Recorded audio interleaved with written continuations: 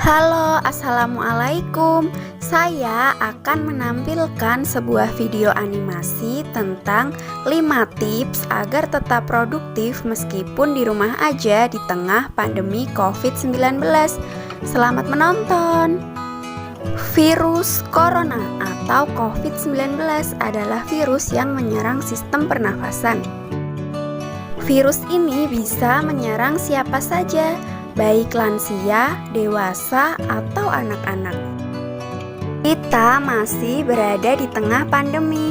Banyak orang sedang di rumah saja mengikuti arahan WHO dan pemerintah untuk physical distancing. Tapi setelah berminggu-minggu bahkan berbulan-bulan, banyak dari kita yang kehilangan produktivitas. Rebahan jadi kurang berfaedah, padahal banyak hal yang bisa kita lakukan selama di rumah aja. Nah, ini dia 5 tips agar tetap produktif meskipun di rumah aja di tengah pandemi COVID-19. Tips pertama, menenangkan diri. Dalam masa seperti ini, kita perlu menenangkan diri. Salah satu caranya adalah dengan beribadah. Kalau kita sebagai seorang muslim, kita bisa melaksanakan sholat, membaca Al-Quran, atau membaca buku tentang keagamaan.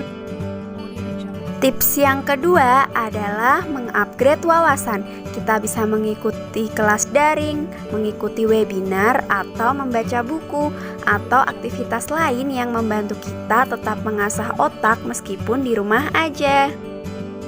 Tips yang ketiga, belajar keahlian baru. Keahlian yang bisa dipelajari secara otodidak di rumah. Contohnya seperti memasak. Kita bisa memasak masakan yang belum pernah kita buat sebelumnya, atau bisa berkebun, atau melukis, dan lain sebagainya. Tips keempat, melakukan hal positif yang bermanfaat. Kita bisa berolahraga di rumah, menulis, bisa menulis blog atau artikel, atau membuat kerajinan tangan. Dan tips yang kelima, berjualan secara daring atau online. Kita bisa menjual makanan, produk skincare, atau barang kebutuhan lain yang sering dicari orang. Dengan berjualan online, kita bisa tetap produktif dan menambah pemasukan kita selama di rumah aja. Jangan lupa dalam melakukan setiap aktivitas, kita harus menjaga kebersihan meskipun hanya di rumah aja.